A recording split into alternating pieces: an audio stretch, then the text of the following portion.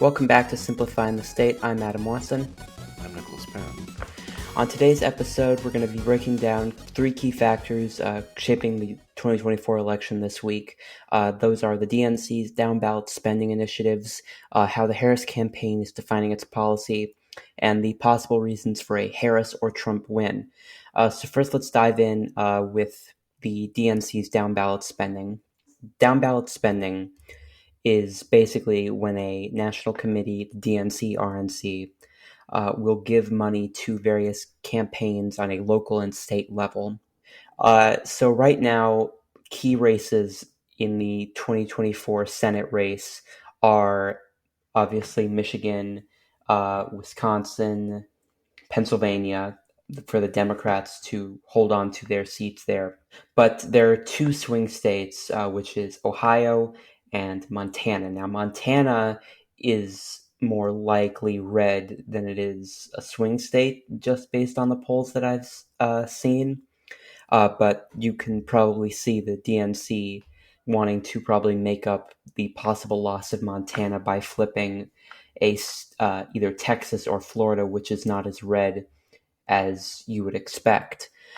So the DNC is focusing its resources on these races because obviously it's important to have control of Congress if they were to win or if their opponent was to win, obviously, so that they could either enact the Democrats' political agenda or block the Republicans' political agenda. So that's why you're going to be seeing a large amount of money. I think it was $20 million, $25 million the Harris campaign was giving to the DNC to spend on these down ballot races. And so you're going to be seeing a lot of ads and such in these crucial swing states.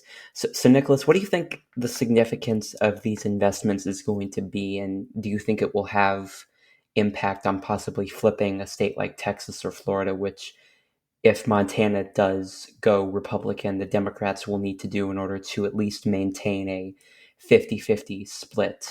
Well, I it's definitely possible that either Texas or Florida could get flipped, and yeah, like you said, the Democrats will need to have that happen if Montana does go Republican, as you said from the recent polls. I think it's unlikely, but especially in this political landscape, anything could happen. Right. I think a new batch of polling that came out on, I think it was either Thursday or Friday, had Rick Scott, who is the Republican senator from Florida. He was up by about 1 point. Ted Cruz, who's the Republican senator in Texas, was only up by 4. So you're definitely seeing these margins. For comparison, John Tester's Republican challenger in Montana in most polls is beating him by, I think, about 6 or 7. So you definitely see a smaller gap in these states which are considered likely red or leans red.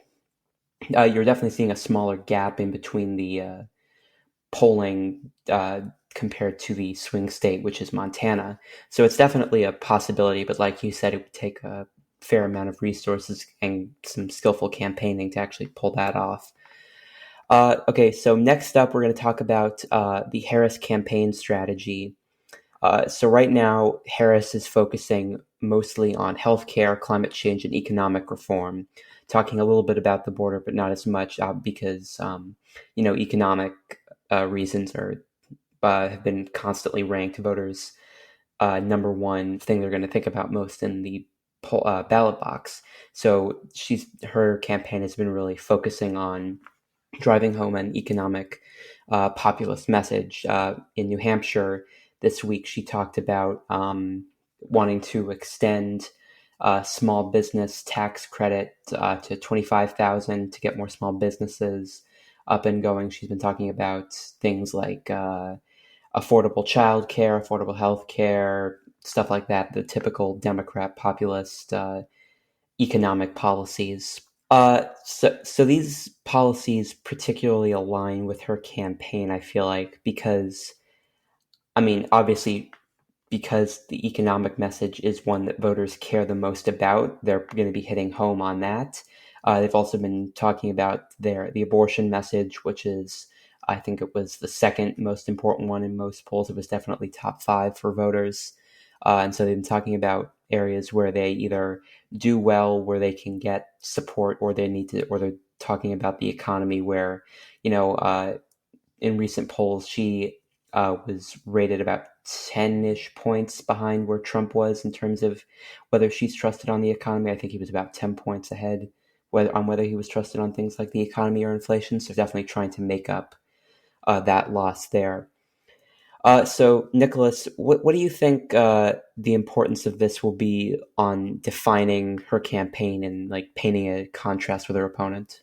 Well, from what I've seen, Harris is trying to paint herself as the progressive, more for the youth um, party, because especially since some portions of the young population who can vote try see the Democrat Party as taking too much of a lenient stance on the situation in Gaza. Mm-hmm. So it could be her strategy to try to get that back, and of course distancing herself from the Republican Party, who's not much talking about the climate change or any economic reform.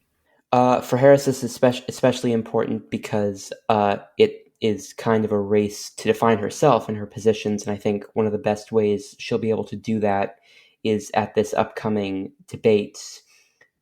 Because, I mean, while she is the vice president, not many people actually know her positions and where she stands on stuff, and especially people who haven't really tuned in up until this point. So I think that this presents an opportunity for her to, I mean, be on the national stage. I mean, there's not really a more publicized political event than a presidential debate, and so I think her and her campaign team will definitely be trying to seize on this opportunity to define herself and hopefully to define him in a negative light to benefit their campaign. So now we're going to talk about the possible outcomes of the election. So, Nicholas, what do you think are key factors for a possible Trump win? Trump easily has the rural population of the United States on his side, because those people are typically more conservative, and Trump has tried to kind of apply himself to their values Right. and just conservative voters in general, and older people as well. He has been pretty strong on the economy and national security, and he has a base which will follow him basically no matter what, and he is good at getting people to rally behind him. Right, you definitely see him talking about the border because that is a particularly weak issue for the Democrats, and that is one of voters' top issues that they've said will be something they think about in November. You've definitely seen him go for the economic populist um, messaging, especially with JD Vance, as he's from the Rust Belt. He has this story of coming from a very rural, poor background. In his book, Hillbilly Effigy, I think was the title. And then, so you definitely see him and Vance trying to come out with an economic populist agenda, which they hope will help them in the rural areas. So I'm going to talk about real quick reasons for a possible Harris win. So I mean, she definitely has a very strong voter base in urban areas and among minority groups, as most Democrats do. Uh, she's really been focusing on policies which are top priorities for women and minorities and key demographics like that, talking about abortion, talking about the economy, talking about stuff like that. She's been talking about building up the middle class, which most voters support, obviously. And I mean, she's got a very well funded campaign. I think it was close to $500 million in on hand cash. And she, I think, outraised Trump by almost three times. She pulled in like 360 million. He pulled in 320 something million for the month of August. So I mean, both candidates have very strong paths to victory, but I think for Harris it will be slightly easier for her when it comes to voter groups because I mean she already has strong support of her base, although Trump does as well. I think recent polls I saw had some 95% of Democrats behind her and supporting her. But you're definitely going to see an attempt to appeal to the Biden 2020 voters who have not, or the never Trumpers who are not interested in voting for Trump, but they aren't sure they can vote for a Democrat. Although one thing I think could help her in that regard is she's received endorsements from Adam Kinzinger, Liz Cheney, who is a former lawmaker from Wyoming, and I mean possibly one of the biggest people in Republican politics over the last half a century, Dick Cheney, came out this week and endorsed her, and so I think that you'll definitely see the Harris campaign pointing this out and trying to get some of those more moderate, independent leading Republicans on their side. Okay, thank you so much for listening. We'll be back later this week with a special episode talking about the debate and its impacts. So tune in. Talk to you then.